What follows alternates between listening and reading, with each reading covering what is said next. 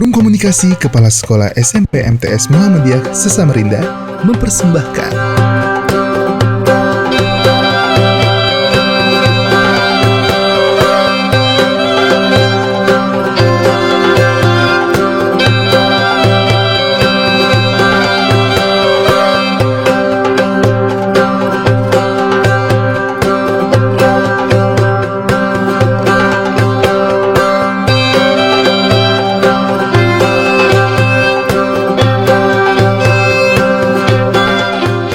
Bismillahirrahmanirrahim.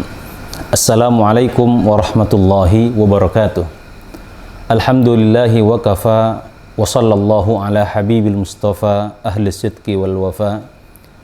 Ashhadu an la ilaha illallah wahdahu la syarikalah wa ashhadu anna Muhammadan abduhu wa rasuluh. Allahumma salli ala Muhammad wa ala ali Muhammad wa ala alihi wa sahbihi wa barik wa sallim.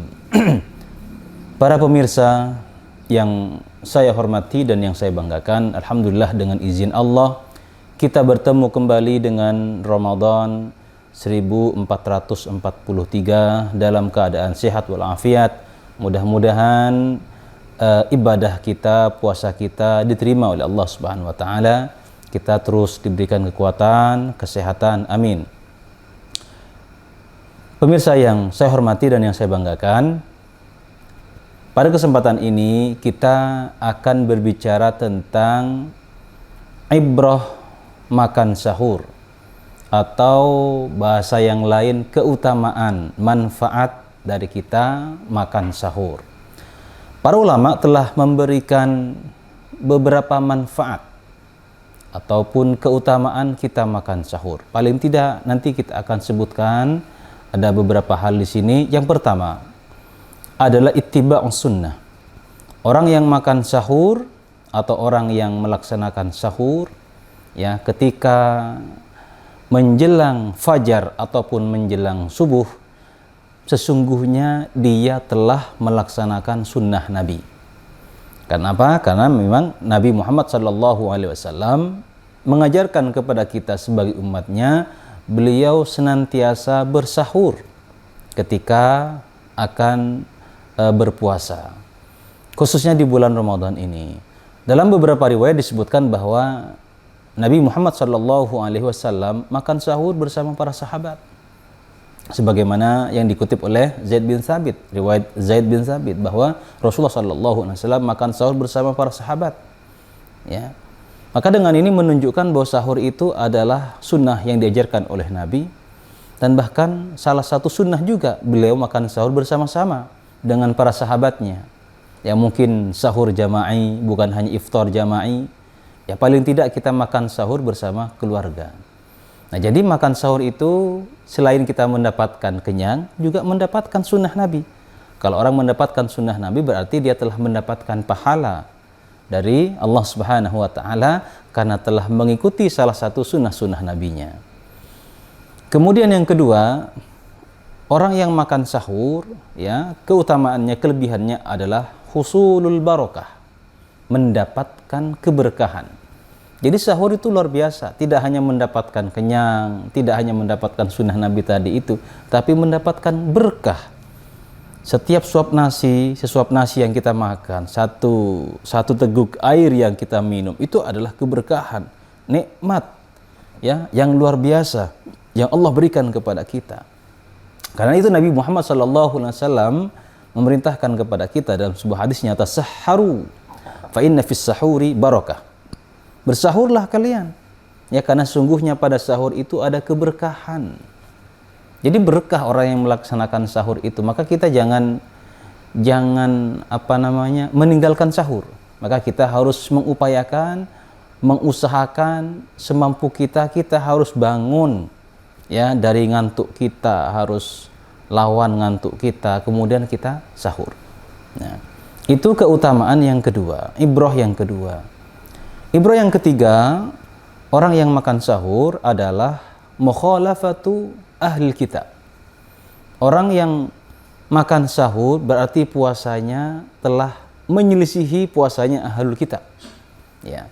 Karena Nabi mengatakan faslu baina siyamina wa siyami ahlil kitab as-sahur.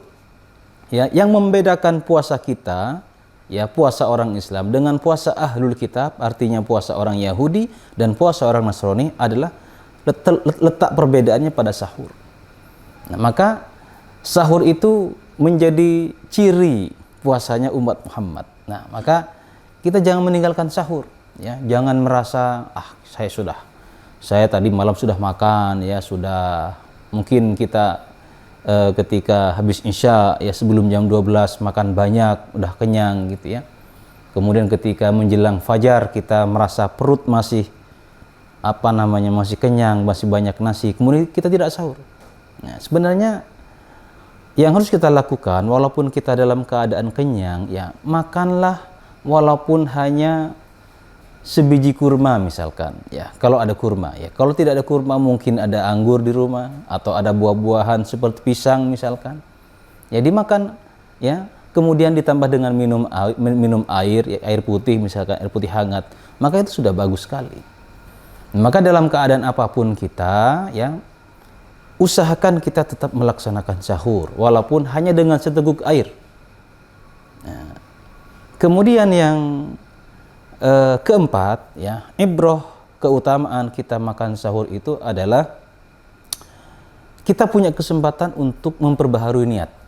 Nah, jadi setiap kali kita akan sahur berarti kan kita memulai puasa kita hari itu dengan berniat, saya mau bangun subuh, sebelum subuh kemudian sahur. Kemudian kita berniat, ya kita akan puasa besok. Karena sebagian para ulama ada yang mewajibkan niat puasa itu harus diperbaharui setiap hari.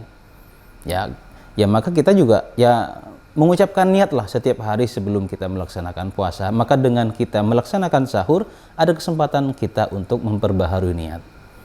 Kemudian yang kelima, dengan kita melaksanakan sahur ataupun makan sahur itu akan menambah kekuatan, menambah energi, menambah nutrisi, ya dan seterusnya. Jadi manfaat orang yang makan sahur itu tentu banyak dan berbeda antara orang yang makan sahur dan tidak makan sahur. Ya, orang yang makan sahur dari segi kekuatan mungkin tenaganya akan lebih panjang daripada yang tidak sahur. Ya, maka dia punya simpanan energi itu lebih cukup. Orang yang tidak sahur apalagi kemudian siang harinya dia banyak pekerjaan, dia bekerja di tengah siang panas matahari, ya. Maka akan menguras energi, akan menguras tenaga kita. Maka dengan kita bersahur mungkin ketahanan energi kita itu akan lebih panjang, ya. Nah, jadi itu salah satu manfaat kalau ini dari segi kesehatan tubuh gitu ya. Kemudian yang keenam, salah satu manfaat atau di antara manfaat makan sahur yang terpenting adalah waktu sahur itu adalah waktu yang mustajab untuk kita berdoa kepada Allah Subhanahu wa taala.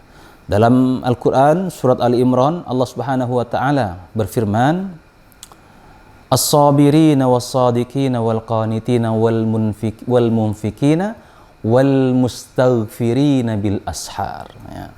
Wal-mustaghfirina bil ashar. Allah memuji orang-orang yang meminta ampun kepada Allah waktu sahur ataupun waktu fajar. Nah, jadi pada waktu sahur ini atau waktu menjelang fajar ini itu adalah salah satu waktu yang mustajab yang patut kita gunakan waktu-waktu itu kita untuk meminta ampun kepada Allah, mendoakan bapak ibu kita, kedua orang tua kita, mendoakan saudara-saudara kita, kerabat kita, mendoakan teman-teman kita ataupun siapa orang-orang yang minta untuk kita mendoakannya. Maka jangan melewatkan waktu-waktu ini. Dengan kita meninggalkan sahur berarti kita telah meninggalkan waktu-waktu yang berharga itu. Nah, jadi ketika kita bersahur jangan hanya makan, tapi juga meminta ampun kepada Allah, beristighfar kepada Allah, doakan kedua orang tua kita, doakan kerabat kita dan yang lainnya. Nah, itu beberapa di antara ibrah ataupun manfaat, keutamaan, pelajaran dari kita melaksanakan makan sahur. Kesimpulannya, dalam keadaan apapun kita usahakan jangan meninggalkan sahur. Walaupun kita hanya makan sebiji kurma, apalagi dalam hadis Nabi disebutkan bahwa nikmat pada sahur itu adalah dengan bersahur dengan kurma. Jadi kalau kita mengikuti sunnah Nabi yang lain adalah makan sahur dengan kurma. Itu kalau kita punya cadangan kurma. Tidak ada kurma pun boleh dengan pisang. Apalagi pisang itu memiliki keutamaan yang luar biasa. Ataupun dengan yang lainnya, walaupun hanya dengan segelas air. Jangan meninggalkan sahur walaupun hanya dengan seteguk air. Nah, para hadirin, pemirsa yang saya hormati dan yang saya banggakan, itu saja barangkali yang bisa kita sampaikan pada kesempatan yang berbahagia ini. Mudah-mudahan kita semua dalam keadaan sehat walafiat. Mudah-mudahan kita bisa menyelesaikan ibadah puasa tahun ini dengan sempurna. Dan mudah-mudahan Allah menerima segala amal ibadah kita. Mohon maaf kalau ada kesalahan ataupun kekurangan. Hadanallahu wa iyyakum ajma'in. Assalamualaikum warahmatullahi wabarakatuh.